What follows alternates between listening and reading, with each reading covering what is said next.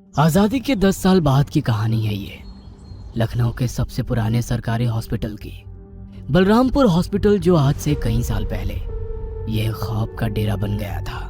सन 1957 की याद में एक फेयर फाइल खुद कप्तान बिल मोरे ने अपने ही ऑफिस में क्लोज करके उसे अपनी सीक्रेट दराज में लॉक करके रख दिया था। वो अपने साथ घटे इस किस्से को अब कभी अपनी याद में दोबारा नहीं लाना चाहते थे। उन्होंने अपनी नज़र घुमाई और पास में रखे बैग्स के बीच में से एक छोटा सा बैग उठाया और उसमें से अपना पासपोर्ट निकाला। उन्होंने इंग्लैंड वापस जाने का फैसला ले लिया था। भारत में उनके रुकने की वजह थी उनकी पत्नी ग्रेसी मोरे, जिनकी वजह से उन्होंने भारत में रुकने का फैसला किया था।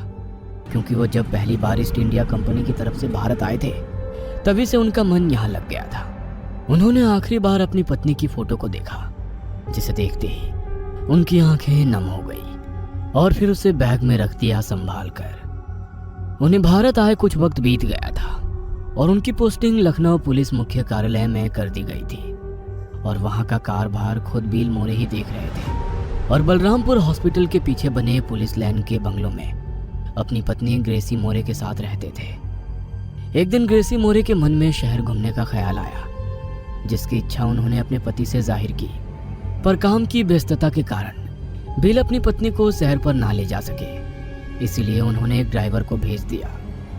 ग्रेसी मोरे शॉपिंग से लौट रही थी कि अचानक उनकी विंटेज कार को पीछे से आ रही ट्रक ने मेन रोड पर, जिससे कार काफी दूर पलटकर जा गिरी। हादसे में ग्रेसी मोरे का ड्राइवर मौके पर मर गया और ग्रेसी मोरे के शरीर पर कई जगह घाव हो गए। उनका खून काफी बह गया था। पास से गुजर रहे लोगों ने उनकी मदद की और उन्हें तुरंत बलरामपुर हॉस्पिटल ले गए, जहां उन्हें वहां की ओल्ड बिल्डिंग में एडमिट करा दिया गया। उनका काफी खून बह चुका था और शरीर पर कई जख्म जो काफी गहरे थे। उन्हें तुरंत इलाज के लिए ले जाया गया। बिल मोरे को जब यह खबर मिली तो वो सन्न पड़ गए। उनके हाथ पैर काम करना बंद कर गए थोड़े पल के लिए। वो अपनी पत्नी से बहुत प्यार करते थे और उनकी खबर मिलते ही वह तुरंत अपना सारा काम धाम छोड़कर हॉस्पिटल के लिए रवाना हो गए। वहां उन्हें एक नर्सिंग स्टाफ से पता चला कि उनकी पत्नी इस वक्त ओल्ड बिल्डिंग के प्राइवेट वार्ड में एडमिट है। बिल मोरे सीधा ऊपर की ओर भागे। बिल जब ऊपर प्राइवेट वार्ड में पहुंचे तो उनकी पत्नी ग्रेसी बेहोश पड़ी थी। उन्हें ड्रिप चढ़ रही थी। उनके शरीर पर जख्म के निशान देखकर बिल उदास हो गए। ओह गॉड ग्रेसी, ये सब कैसे हो गया? बिल उम्मीद लगाए बैठे थे कि शायद ग्रेसी उनकी बातें सुनकर उन्हें कोई जवाब दे, पर ऐसा कुछ नहीं हुआ। बिल अंदर से टूट गए। उनकी पत्नी की हालत गंभीर थी। तब तक एक नर्स अंदर रूम में आई और बिल को बताया कि नीचे ओपीडी में डॉक्टर सावंत उनसे मिलके उनकी पत्नी के बारे में कुछ बात करना चाहते हैं। बिल वहां से उठकर चल दिए। जब बिल नीचे ओपीडी की ओर जा रहे थे तो सहसा उन्हें कुछ आभास हुआ, जैसे कहीं से बहुत जोर की बदबू आ रही हो। बिल ने इधर उधर मुड़कर देखा तो वहां मोचोरी बनी हुई थी, जिसके बाहर का दरवाजा ऐसे ही हल्का लगा हुआ था। बदबू वहीं से आ रही थी। कहीं से ड्रिलिंग मशीन या कुछ ऐसा आरी से काटे जाने की आवाज भी वहां मौजूद थी, पर बिल ने समझा कि कहीं काम चल रहा होगा। दरअसल बिल गलत रास्ते आ गए थे, तो उन्होंने वापस सीढ़ियां ली और ऊपर ओपीडी की तरफ चल दिए। She is not in unconscious, doctor. She is going to be all right. Yes, of course. She will be, but this will take time, Captain. As she had already suffered major injuries and we need to cure them as soon as possible. Bill उनकी बात समझकर वहां से निकल तो गए, पर ना जाने क्यों उनका मन खटक रहा था। इसलिए वो उस रात अपनी पत्नी के पास ही रुक गए। बिल वहीं रूम में पड़े सोफे पर लेटे अपनी पत्नी को देखते देखते सो गए। दरवाजे के पास एक नर्सिंग स्टाफ भी बैठी थी, जो ग्रेसी की निगरानी के लिए थी। उसकी भी आंख लग गई। रात अपने चरम पर थी और पूरे हॉस्पिटल में एक दहशत भरा सन्नाटा जन्म ले रहा था कि तभी एक वैन हॉस्पिटल के बाहर आकर रुकी और उसमें से कुछ नकाबपोश आदमी उतरे और उन्होंने वैन की डिक्की से कुछ भारी बैग्स उतारकर उन्हें अंदर ले जाने लगे। एक बैग को दो आदमी पकड़कर चल रहे थे। जैसे वो अंदर गए, हॉस्पिटल के कॉरिडोर्स की तरफ जाने वाले रास्ते पर एक औरत पेशेंट गाउन में टहलती नजर आने लगी। उसका चेहरा साफ नहीं था, वो लड़खड़ाते कदमों से चल रही थी। हॉस्पिटल के कॉरिडोर्स में किसी के चलने की आहटों की गूंज शुरू हो गई थी। उसके चलने में एक अजीब सी किसमिसाहट थी, जैसे कोई अपने नंगे पैरों को खुरदरी फर्श पर जबरदस्ती रगड़ कर चल रहा हो। और धीरे धीरे वो आहट उस फ्लोर तक जा पहुंची थी जहां ग्रेसी एडमिट थे।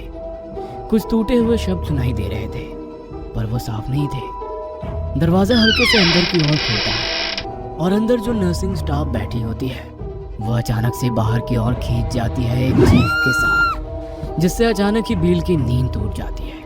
वह तुरंत उठकर बैठ जाते हैं। वह देखते हैं कि सामने बेड पर उनकी पत्नी सोई हुई है और जो स्टाफ वहां ड्यूटी पर थी वो अब नहीं है। उन्हें जो आवाज़ सुनाई दी थी तो वो हल्के शक में रूम से बाहर निकल जाते हैं और रेलिंग से लगकर इधर उधर देखने लग जाते हैं कि तभी उनकी नज़र नीचे ग्राउंड फ्लोर पर जाती है जहाँ चांद की हल्की रोशनी पड़ रही होती है। वह देखते हैं कि जो स्टाफ रूम में थी वो अब नीचे है और उसे कोई घसीट कर जमीन पर रौंद रहा है। वह चिल्लाती जा रही है, पर उसकी चीख वहां बिल के अलावा और कोई सुनने वाला नहीं है। बिल ने देखा कि उसे खींचने वाली कोई और औरत है, पर उसका चेहरा साफ नहीं था। उसने पेशेंट गाउन पहन रखा था और उसका शरीर अजीब था।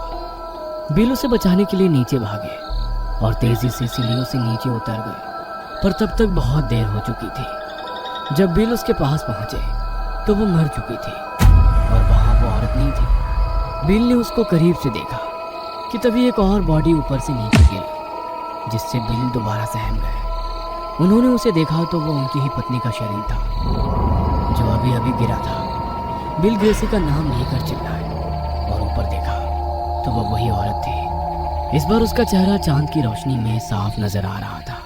वो पेशेंट गाउन में थी। उसके चेहरे पर सिलाई के निशान थे और होठों पे भी टाके लगे हुए थे।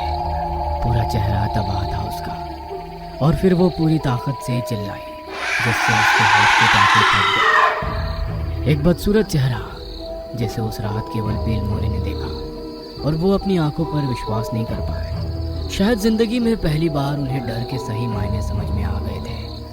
वो लगातार बिल को देखते हुए चिल्लाई जा रही थी। उसके बाद वहां अंधेरा छा गया। स्ट्रेचर पर लेटी हुई ग्रेसी मोरे बहुत गंभीर हालत में है। 4 वार्ड बॉय स्ट्रेचर को पूरी रफ्तार से ऑपरेशन थिएटर की ओर ले जा रहे हैं। बिल भी उनके साथ साथ चल रहे हैं। उनकी नजरें ग्रेसी पर है। उनका खून रुकना बंद ही नहीं हो रहा। ग्रेसी अंदर ऑपरेशन थिएटर में है। बिल बाहर ही वेट कर रहे हैं। रहते रहते उन्हें बीती हुई पल की याद आ रही है। उस औरत का भयावह चेहरा, उसके पैरों की खुरदुराहट। वो अपनी आंखें बंद करते और खोलते, पर वो चेहरा उनकी याद से मिट ही नहीं रहा था। पर उन्हें पता लगाना था कि वो कौन थे जिसने उनकी पत्नी की इतनी बुरी हालत कर दी थी।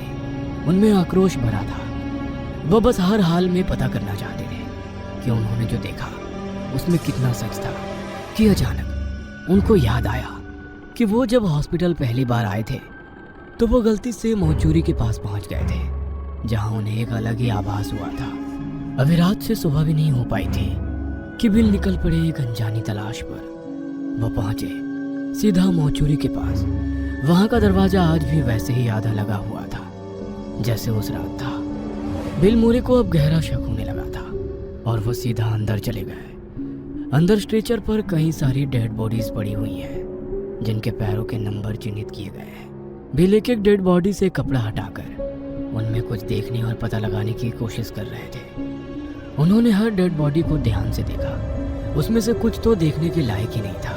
उनकी सड़ान की बदबू पूरे मोचूरी में फैली हुई थी। बिल ने अपने मुंह पे कपड़ा बांधा और आगे बढ़ गए, और जैसे ही उन्होंने कोल्ड स्टोर की हर रैक चेक करी, उनके होश उड़ गए। उन रैक में रखी हुई डेड बॉडीज की हालत बिल्कुल वैसे ही थी जैसे उस औरत की थी जिसने उनकी पत्नी को नीचे फेंका था।